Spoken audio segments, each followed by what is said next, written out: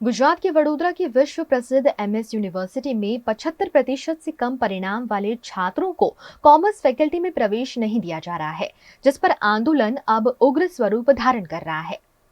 इस मौके पर वडोदरा हित रक्षक समिति द्वारा वडोदरा के कमाटी बाग में बैंड स्टैंड पर एक मीटिंग का आयोजन कर यूनिवर्सिटी में वाइस चांसलर प्रोफेसर विजय श्रीवास्तव की मनमानी का विरोध करते हुए छात्रों को एडमिशन दिए जाने की मांग यूनिवर्सिटी के पूर्व छात्रों द्वारा की गई।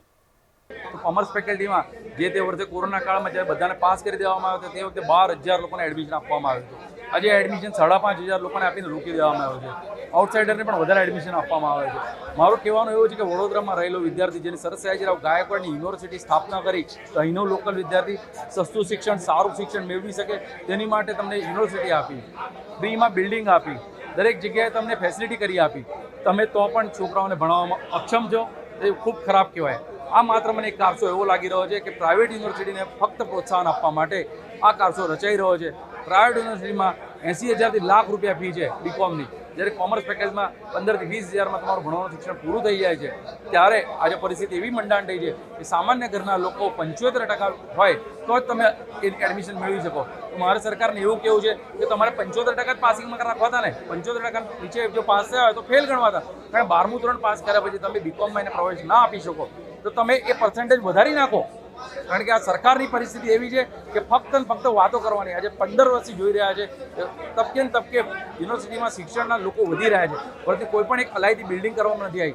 યુનિવર્સિટીને મહારાજા સયાજીરાવ યુનિવર્સિટીમાં કેટલી બધી જગ્યાઓ એવી છે કે ત્યાં બિલ્ડિંગ બનાવીને ઇન્ફ્રાસ્ટ્રક્ચર બનાવીને લોકોને શિક્ષણ સારું પ્રોવાઈડ કરી શકે, પરંતુ આજની પરિસ્થિતિ એવી છે કે એ લોકો પાસે જગ્યા નથીની વાત કરે છે। હું એવું પૂછવા માંગુ છું, ગયા વખતે 8,500 લોકોને એડમિશન આપવામાં આવ્યા હતા, ઇન્ટરનલ એક્ઝામ જોડે લેવામાં આવી હતી, દરેક જણે પોતાની સીટ પર બેસીને ઇન્ટરનલ એક્ઝામ આપી હતી। તો જો એ સીટ પર બેસીને એક્ઝામ આપી શકતા હોય તો એ સીટ પર બેસીને ભણી પણ શકે છે। એટલે તમે ઇન્ફ્રાસ્ટ્રક્ચરની જે વાતો કરો છો તદ્દન ખોટી છે।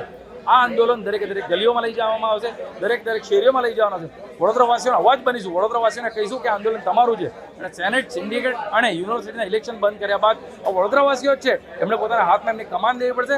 આવનારા દિવસમાં આ ચીમરબંધી સરકારને બતાવવું પડશે કે તમારી યુનિવર્સિટીમાં વિદ્યાર્થીઓને એડમિશન આપવા પડશે, અને ઓછામાં ઓછા 2,000 થી 3,000 સીટો વધારીને एडमिशन क्राइटेरिया नीचे लाइने लोगों ने समावा पड़ते। एमएस यूनिवर्सिटी की कॉमर्स फैकल्टी में एडमिशन मामले छात्र संगठनों, पूर्व छात्रों और अभिभावकों में विरोध देखने मिल रहा है।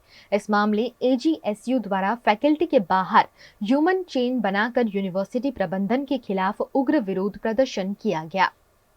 आज रोज all Gujarat student union AGSU के कार्यकर्ताओं द्वारा और वडोदरा शहर के ऐसे जो स्टूडेंट्स हैं जिनको admission faculty of commerce MS university में नहीं मिला है, उनके द्वारा आज यहाँ पर मानव साकर की जो रचना है वो की गई थी। और यहाँ पर सभी विद्यार्थी एकत्रित हुए थे और उनके द्वारा जो चैन है, एक समूह है मानव का, वो बनाया गया था। और उनका संदेश साफ है कि सरकार तक हमारी बात पहुँचे और वडोदरा शहर और जिला में एमएस यूनिवर्सिटी में जो वडोदरा के स्थानिक विद्यार्थी है उनके लिए जो सीट कम कर देने में आई है उस सीट को बढ़ाया जाए। और जो रेशियो था एडमिशन का 95% लोकल स्टूडेंट्स को एडमिशन मिलता था वो उनको मिले और 5% जो आउटसाइडर स्टूडेंट्स आते थे वो उनको मिले। और हमारी कोई मांग नहीं है, क्योंकि ये यूनिवर्सिटी के वाइस चांसलर और यूनिवर्सिटी के सत्ता जो यूनिवर्सिटी मैनेजमेंट है वो अपनी जो तानाशाही चला रहे हैं उनको वहीं पर रोका जाए, यही हमारी मुख्य मांग है।